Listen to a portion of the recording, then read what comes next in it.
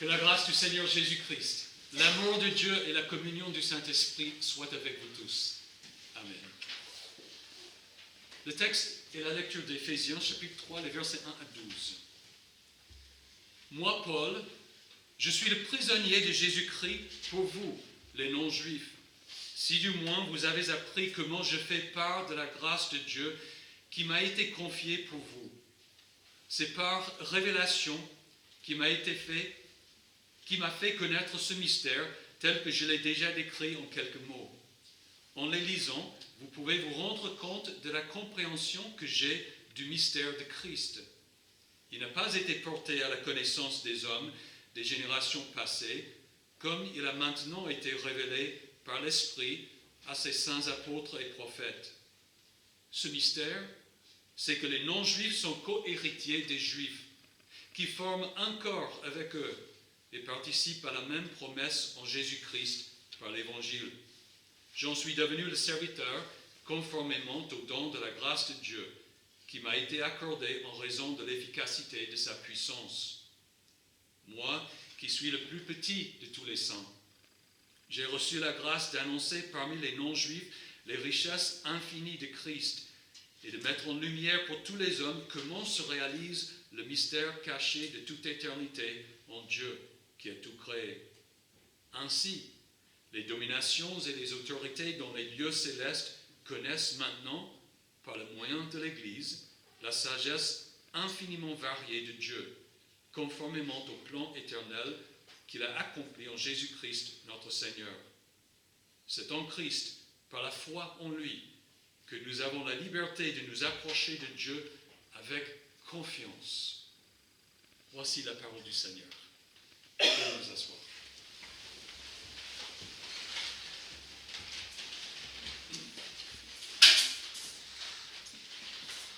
Peut-on être sûr de l'existence de Dieu?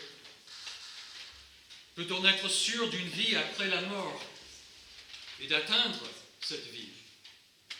Bref, peut-on être sûr du salut? Un athée prétend d'être sûr et certain que ni Dieu, ni une vie après la mort n'existent. Un agnostique n'est ni sûr ni certain de rien, sauf de sa conviction qu'il ne peut pas savoir si Dieu existe, et si donc il y a un salut à espérer.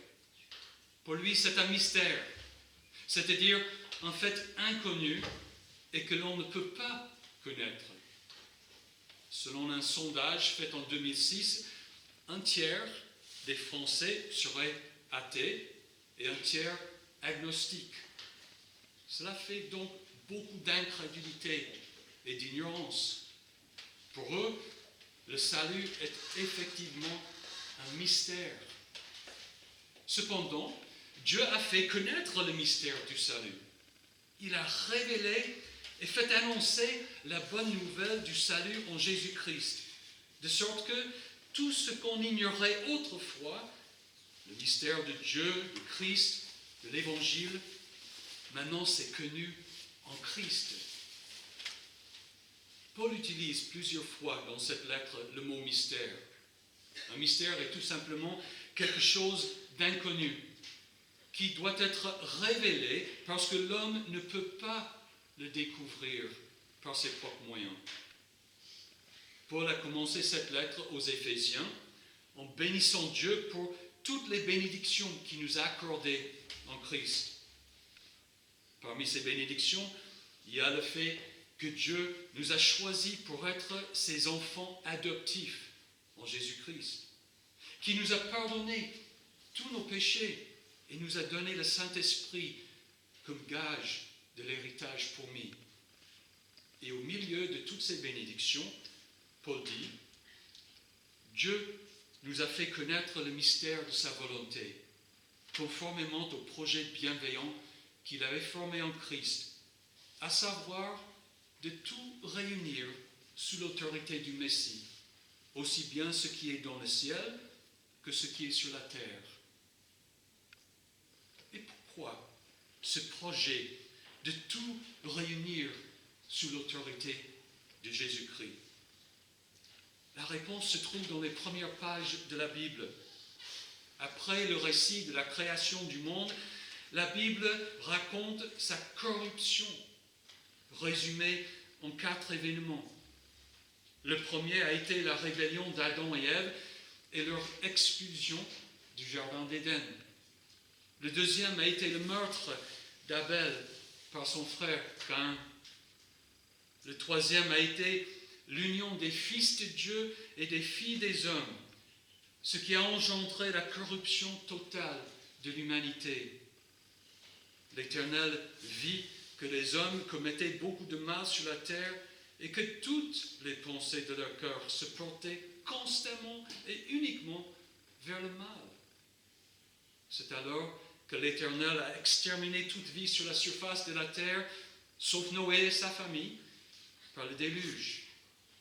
Mais ce jugement n'a pas changé la corruption de l'humanité. Parce qu'après le déluge, comme vous le savez, le 4e événement raconté a été la tour de Babel. Les hommes ont cherché à défier Dieu, à l'exclure de leur vie. La tour était le symbole de ralliement. L'Éternel, lui, a brouillé le langage pour qu'ils ne se comprennent plus les uns les autres, et ils ont donc dû abandonner le projet et se disperser sur la terre. Cette scène, décrite par la Genèse, est celle de la corruption de toute la création. L'humanité était fragmentée et dispersée, et sa relation avec Dieu et tous les autres êtres célestes a été brisée. Du coup, Dieu a mis en œuvre un projet de réconciliation cosmique, le projet bienveillant qu'il avait formé en Christ, à savoir de tout réunir sous l'autorité du Messie, aussi bien ce qui est dans le ciel et ce qui est sur la terre.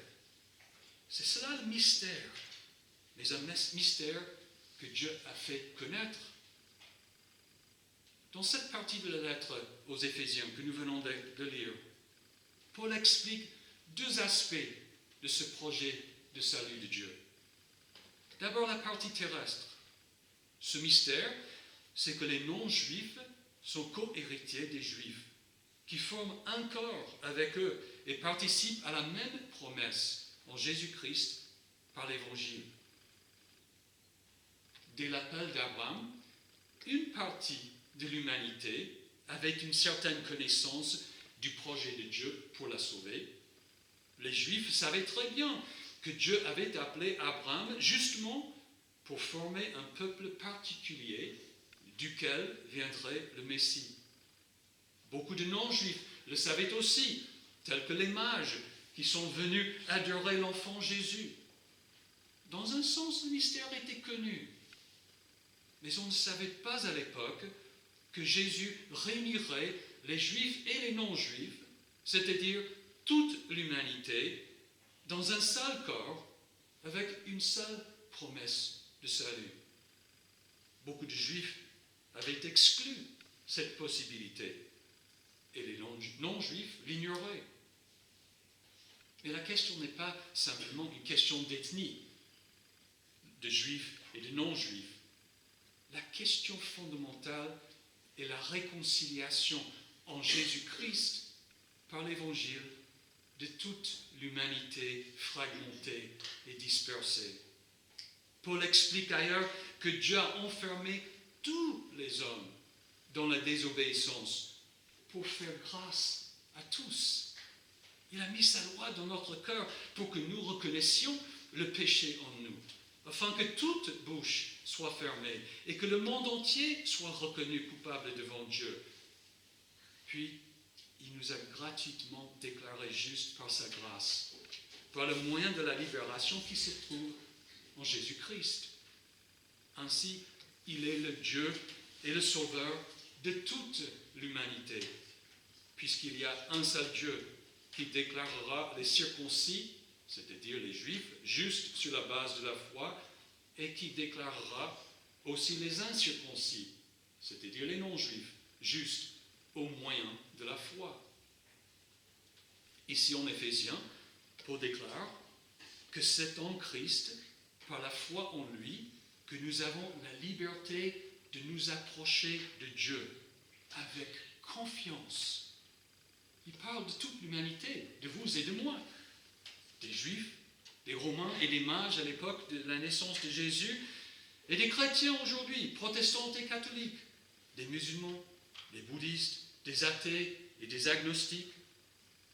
Le mystère, c'est que Dieu a décidé de nous réunir tous en Christ. Il ne veut rien de nos propres pensées et philosophies. Il ne regarde pas nos efforts à nous approcher de lui par notre piété et par nos prières. Il est prêt à oublier nos efforts, à la chasser de notre vie, et même ceux de renier son existence. Il nous a créés, et il veut nous réconcilier avec lui et les uns avec les autres. Le mystère, c'est que les non-juifs sont co-héritiers des juifs, qui forment un corps avec eux et participent à la même promesse en Jésus-Christ par l'Évangile. Évidemment, Dieu n'a pas de plan B. Il nous réunit et nous réconcilie avec lui et les uns avec les autres en Jésus-Christ, par l'Évangile.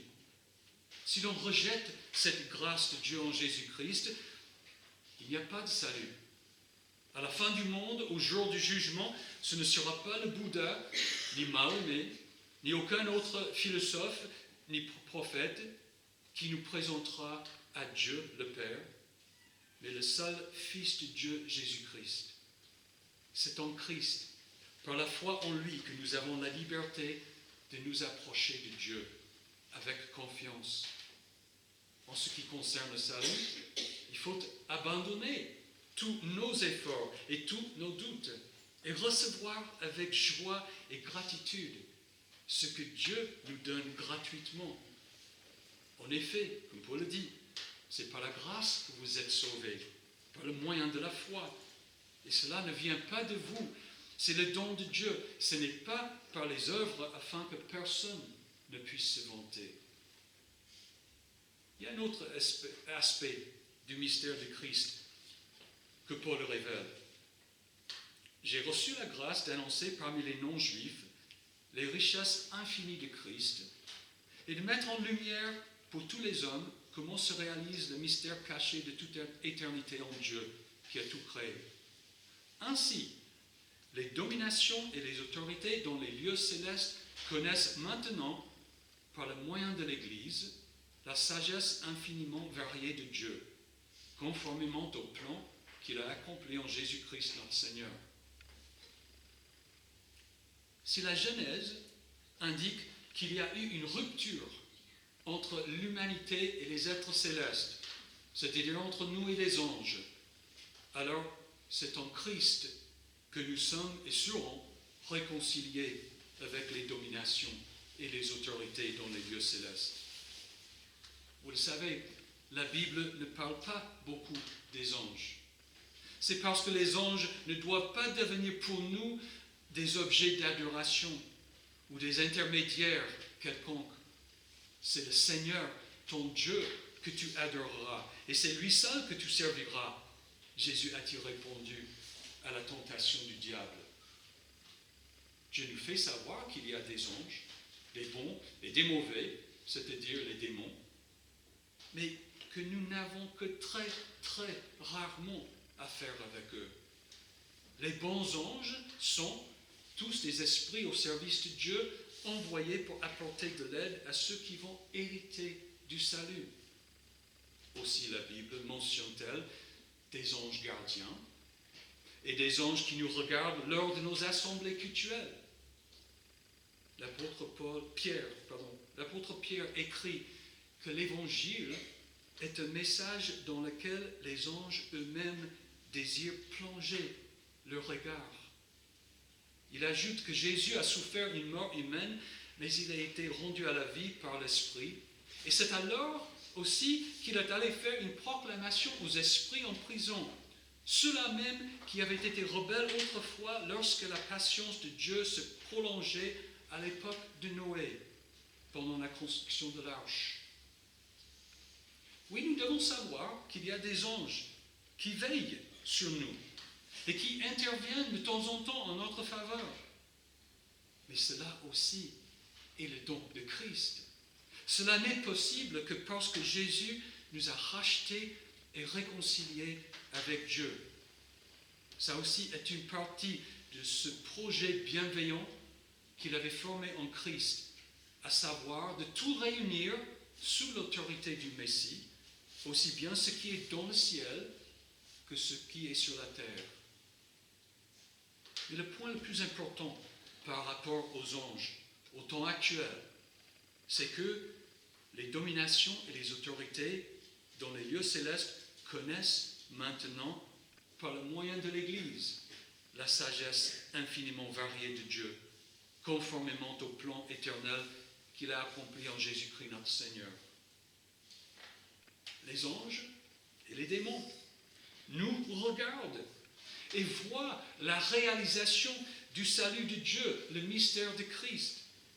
C'est pourquoi, pour l'écrit, qu'au nom de Jésus, chacun plie les genoux dans le ciel, sur la terre et sous la terre, et que toute langue reconnaisse que Jésus-Christ est le Seigneur, à la gloire de Dieu le Père. Et c'est pourquoi nous professons dans notre liturgie, avec tous les anges et les archanges, avec les trônes, les puissances et toute l'armée des cieux, nous glorifions ton saint nom, nous t'exaltons et nous chantons ce cantique en ton honneur. Si en Christ, il y a ce rapprochement des êtres célestes avec nous, que doit être notre foi et notre conduite? En premier lieu, nous devons craindre et aimer Dieu par-dessus tout et mettre en lui notre entière confiance. Cela veut dire que nous mettons toute notre confiance en Christ, le Sauveur en qui nous avons la liberté de nous approcher de Dieu avec confiance. Ensuite, l'apôtre Paul nous exhorte en ces termes. Je vous encourage donc, moi le prisonnier dans le Seigneur, à vous conduire d'une manière digne de l'appel que vous avez reçu. Vous ne devez plus vous conduire comme les non-croyants qui se laissent guider par la sottise de leurs pensées. Soyez donc les imitateurs de Dieu, puisque vous êtes ses enfants bien-aimés, et vivez dans l'amour en suivant l'exemple de Christ, qui nous a aimés et qui s'est donné lui-même pour nous, comme une offrande et un sacrifice dont l'odeur est agréable à Dieu. Ce ne sont pas là des consignes à respecter pour obtenir le salut, mais pour vivre en tant qu'hommes et femmes sauvés. Chers frères et sœurs saints, il n'y a plus de mystère pour nous en ce qui concerne le salut, car tout est connu et accompli en Jésus-Christ. En lui, nous, les non-juifs, sommes co-héritiers des juifs. Nous formons un corps avec eux et participons à la même promesse en Jésus-Christ par l'Évangile. Et en conséquence, les dominations et les autorités dans les lieux célestes connaissent maintenant, par le moyen de l'Église, la sagesse infiniment variée de Dieu.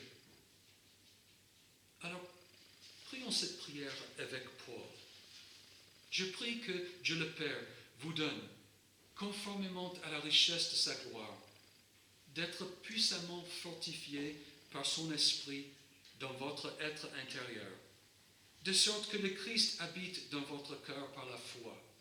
Je prie que vous soyez enracinés et fondés dans l'amour pour être capables de comprendre avec tous les saints quelle est la largeur, la longueur, la profondeur et la hauteur de l'amour de Christ, et de connaître cet amour qui surpasse toute connaissance, afin que vous soyez remplis de toute la plénitude de Dieu.